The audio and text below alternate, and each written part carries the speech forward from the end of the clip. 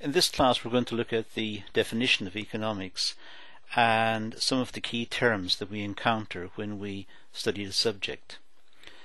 To start, we want to look at the definition of the subject, and in fact we're going to look at three definitions.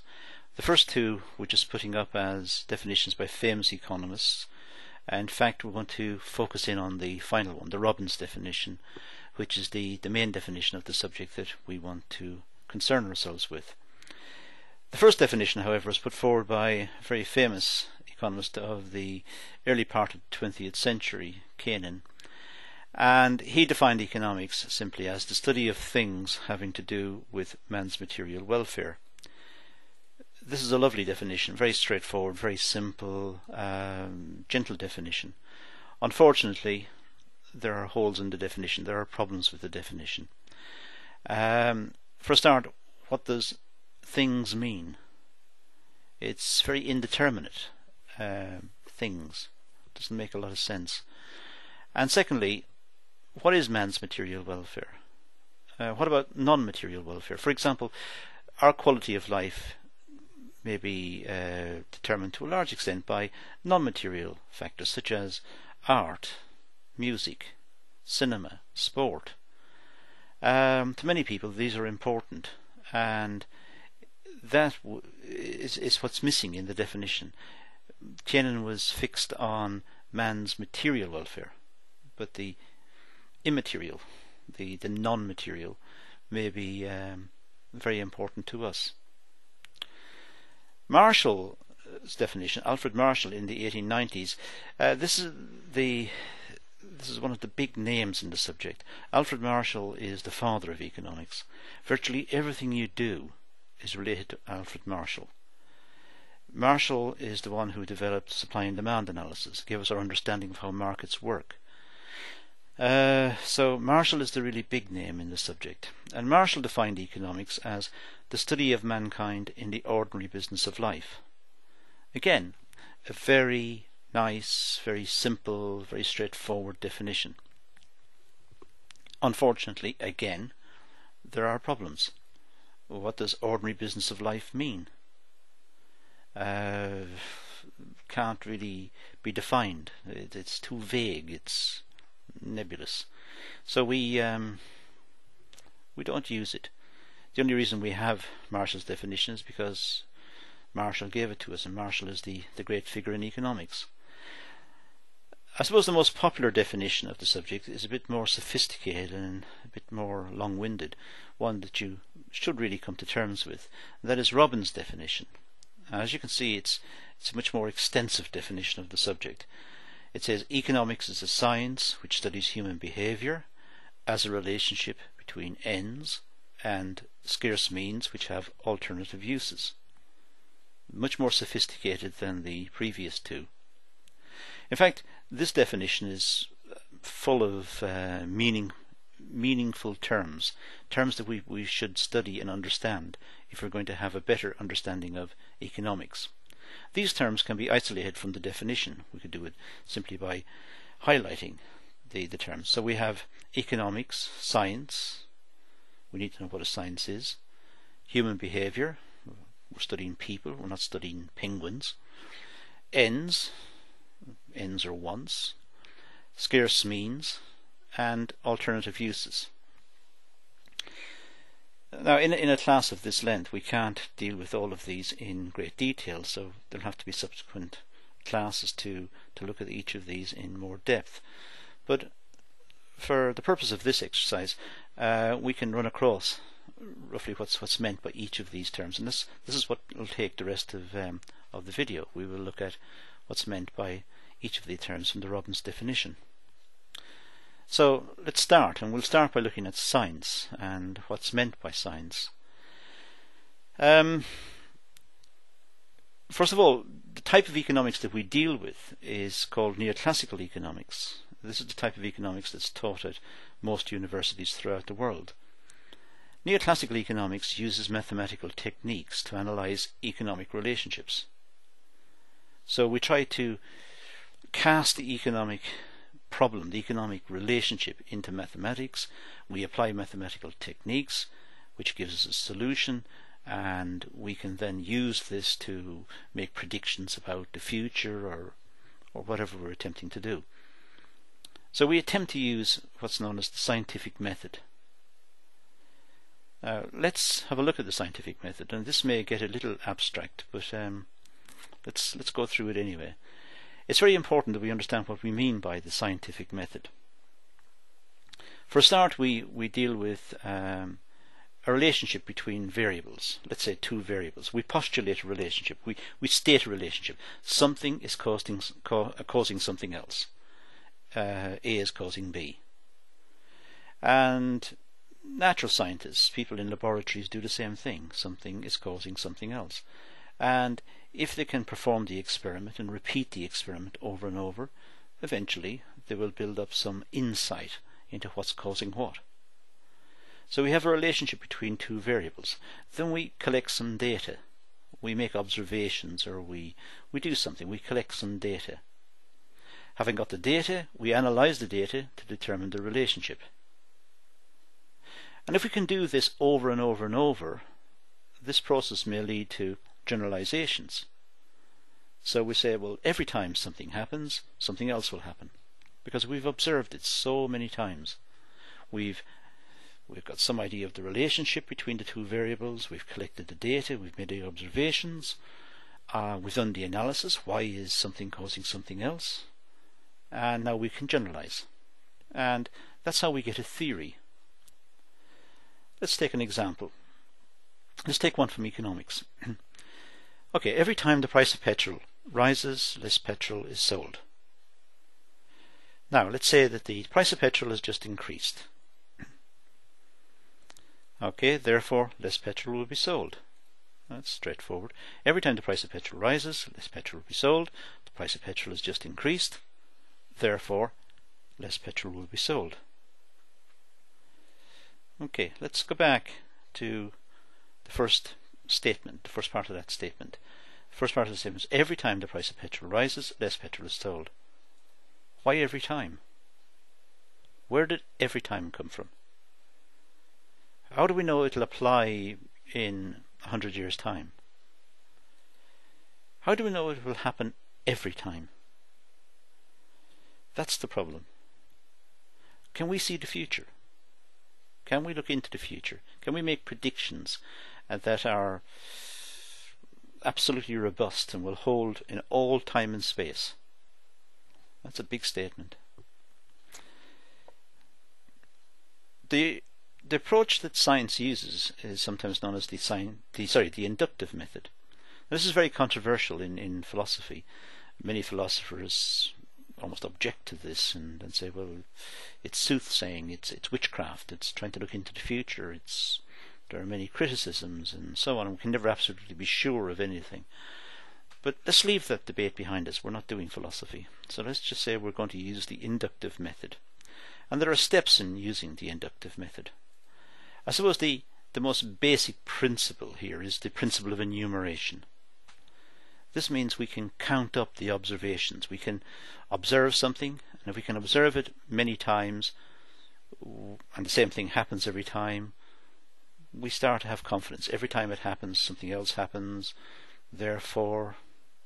So what we do is we make observations. For example, let's just move away from economics for our example. Let's just say we observe the characteristics of swans.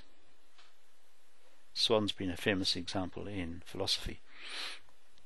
Let's say we observe the characteristics of swans. Now, we go for some sort of generalization about swans. Well, the generalization is that all swans are white. How do we know all swans are white? Because we've always observed swans, and swans have always been white.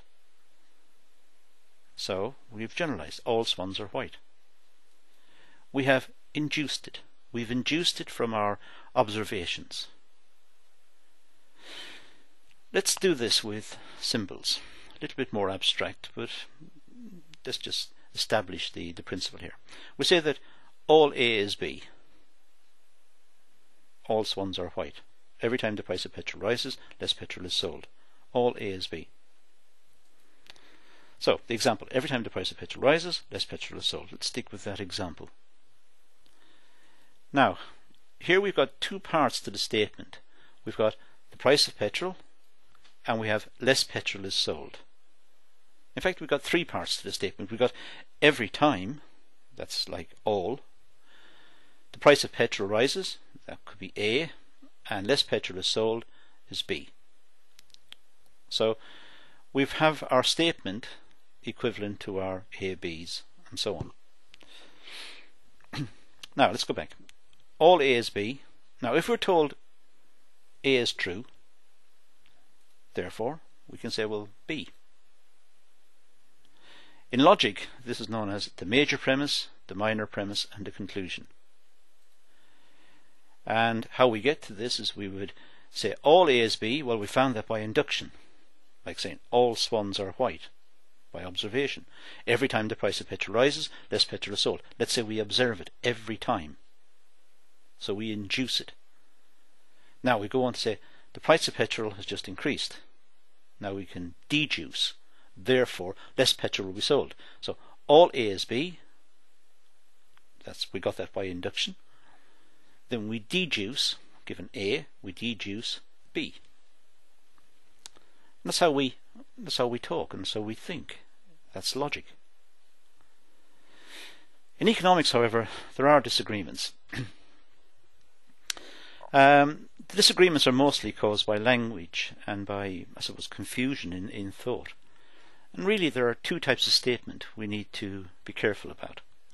The first type is what we call positive statements. These are testable statements. We can test it. I'll give you an example. All old age pensioners receive a pension bonus of £1,000 every Christmas. That's a positive statement. We can test it. We can test it by looking at the facts.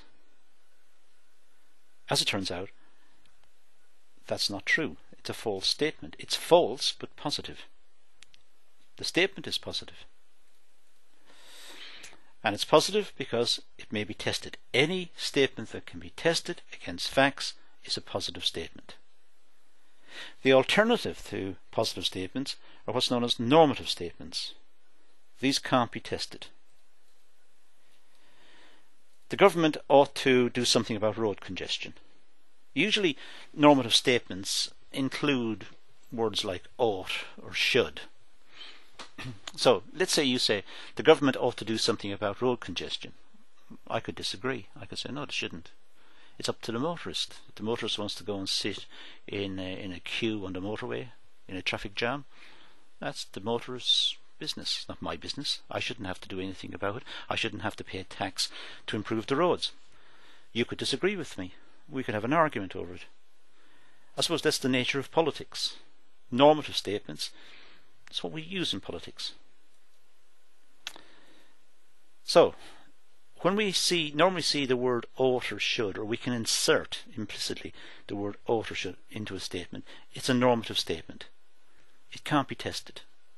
It's just your opinion versus somebody else's opinion, or my opinion. So, normative statements are statements of opinion.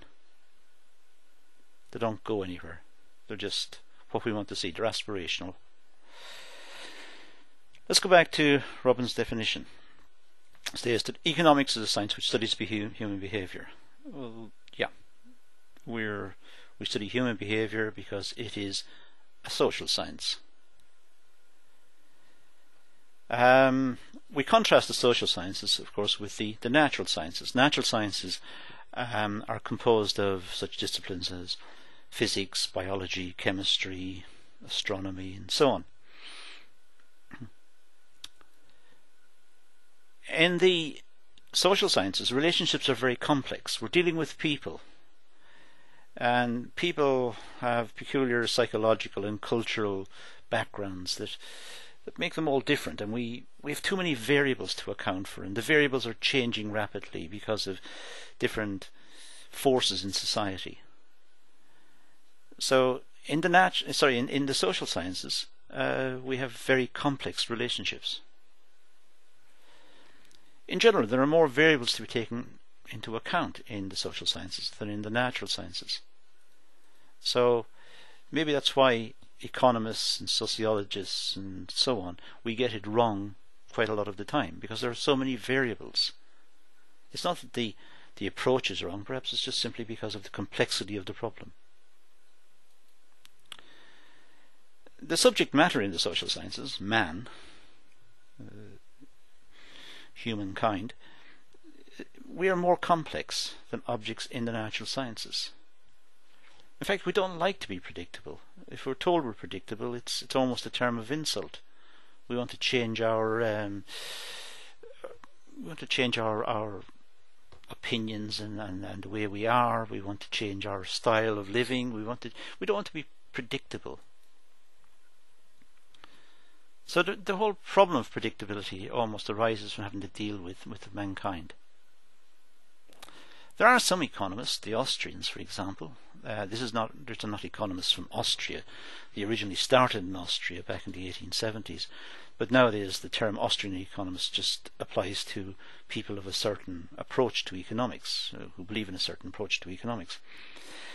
The Austrians, they don't see the application of mathematics or science to economics as appropriate. They adamantly object to this. They see man as far too complicated and too complex, so you can't apply mathematical approaches. And instead they prefer to look at subjective approaches to the subject and look at what's known as subjectivism and its place in economics, not objectivism, not testing and not science. As far as neoclassical economics, the economics that we deal with predominantly in our study of the subject, as far as we're concerned, we recognise that there are far too many variables to take into account, and we've all got fairly small brains and we can't cope with the complexity. So what we do instead is we try to simplify it by making an assumption. The assumption is in Latin. It's a Latin term we call ceteris paribus. We try to get rid of all of the complexity and just focus on simple relationships.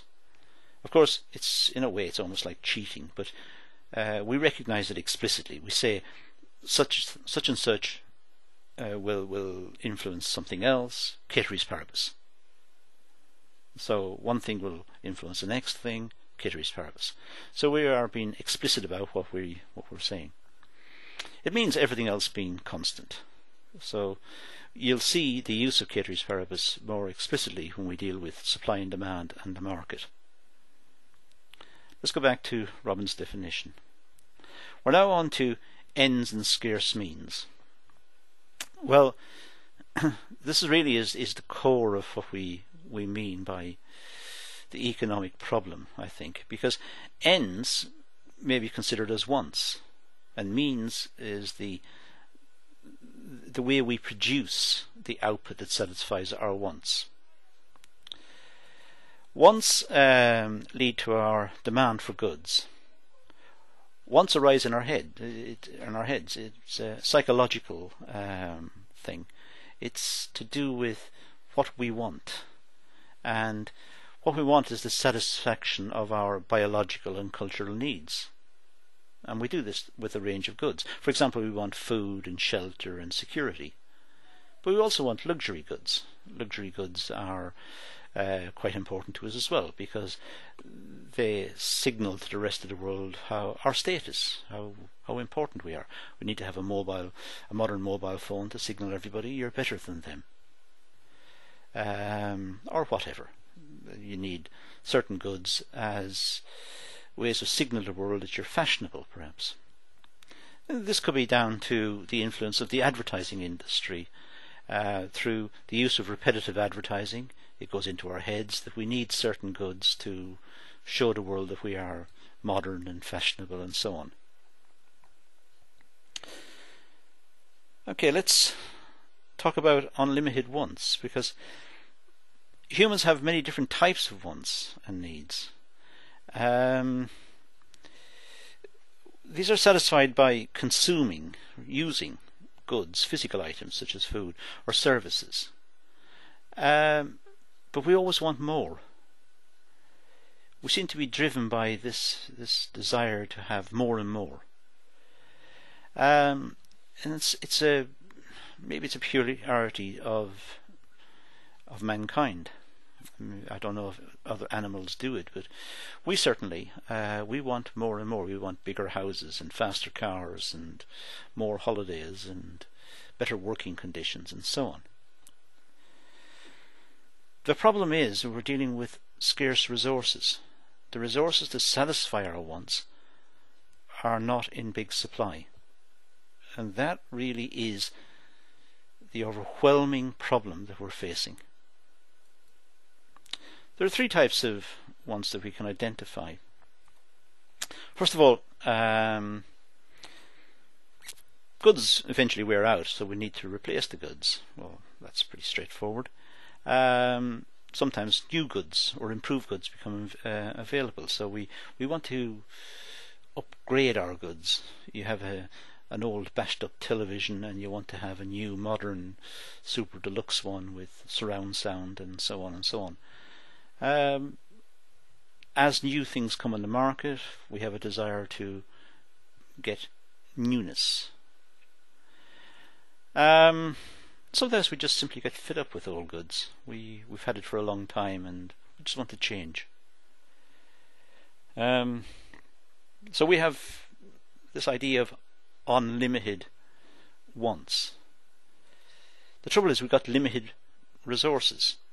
Commodities, goods and services, which are produced by resources, are called factors of production, and the factors of production are in scarce supply. We normally identify four factors of production: land, labour, capital and entrepreneurship. All natural resources we classify as land, so forestry, agriculture, fishing, mining, all of that would be land. We just group it all under the heading land. And the reward to this factor of production in the production process is called rent. Then we have labour, which is the physical and mental output of workers. The return to labour is wages. Capital is all man-made goods and machines. It's really past labour captured in items of production, items that we use for production. It's like stored up labour. And the return to capital is interest. And the final one is entrepreneurship. Well, the entrepreneur is the person who comes up with the idea and who brings the idea into the market, and the entrepreneur is rewarded with profit. The economic problem refers to scarcity of the commodities. It's only a limited amount of resources on the planet, and we all have virtually unlimited wants, and that's a problem. How do we resolve it? What is the key economic issue here? Well, this is actually illustrated by means of a very famous paradox, a paradox that was kicking around in Europe from about the late 1600s, and which wasn't resolved until Alfred Marshall in 1890. Alfred Marshall being the economist we mentioned right at the start. This paradox is known as the water-diamond paradox. And simply it comes down to, why is water more valuable in the desert compared to modern cities? If you're given a choice in the desert, let's say you've been in the desert for a week and you haven't had a drink, somebody gives you a choice between a glass of water or a big diamond. The chances are you'll take the water. Why are diamonds more valuable in modern cities compared to the desert? Well, here, the chances are you would want the diamond. So, why this inversion? And of course the answer is scarcity. Water is very scarce in the desert, and diamonds are scarce in modern cities. So the more scarce something is relative to its need or to its want, the more valuable it will be. So a Rolls Royce is more expensive than a Fiesta because there are fewer Rolls Royces. Let's go back to our Robbins definition and look at the last term, which is alternative uses. When we talk about alternative uses, it introduces us to the problem of choice. Economics poses three questions. What goods and services should be produced? How should the goods and services be produced? And for whom should the goods and services be produced? Right, well, to get at the choice problem, let's look at something called the production possibility frontier. This is a curve. It's a diagram. It's a curve which shows the maximum outputs, the most efficient outputs from the combination of the factors of production. The most efficient outputs. Let's look at a table which will illustrate it. This is a table which relates the production of guns to the production of butter. Actually, this is a very famous example given back in the 1940s by a very famous American economist called Paul Samuelson. And it's actually based on a very famous speech in Germany in the lead up to the Second World War, in which the German people were given a choice between having guns or butter. Butter means all consumer goods. It didn't literally mean butter. So, possibility A, for example, would be to have one gun, or one set of armaments, and 21 units of consumer goods, in which case the population would have a lot to eat and drink and good lives, they'd have few armaments, and they would lose the war. If you have combination B, you have slightly more guns, but you've got to give up something. You've got to give up some of the consumer goods. C, you have got more guns. Combination C, you've got 3 guns, 3 units of armaments, so many ships, so many tanks, and so on, and 18 units of consumer goods, 18 units of butter. And it goes all the way down to G, where you've got maximum production of armaments and no consumer goods. Well, quite silly actually, because most of the population would have starved to death because we're not producing anything. Anyway, if we draw this this relationship as a diagram, we get something like that. Of course, that's a much more idealized production possibility frontier. Nonetheless, it shows the trade-off between guns and butter. Now, if we insert in H and I into the diagram, well, H is possible because H lies inside the frontier. The frontier shows the most efficient outputs from the factors of production. H lies inside, so we could have more guns or more butter if we're at the point H, because H is inefficient. By improving efficiency, we can move to the frontier. I is not achievable. We haven't got the resources to get to I. I is outside of what we can produce. So I is just aspirational. Let's concentrate on H. If we look at H, if we just insert in some measurements here. Let's say we put in B1 units of butter and G0 units of guns. Now that will give us the point H. H is defined by G0, B1. But at B1, if we keep the amount of butter constant, we could have produced G1 of guns. So by improving efficiency, we could have got more guns. I can do the same with the diagram for more butter if I wanted to, but leave that for you to play around with. Here's the point D. We've got 4 guns, 15 units of butter. Here's the point C. We've got 3 guns, 18 units of butter. So to get one more gun, to move from C to D, to move from one more gun, from 3 to 4, we'd have to give up 3 units of butter. We have to move from 18 to 15. So the cost of the extra gun is 3 units of butter in this case. This is what's known as the opportunity cost. It's the cost of the next best alternative foregone. When the government builds a school, it can't build a hospital. It's used the money to build a school, let's say. The cost of the school is the hospital we didn't get.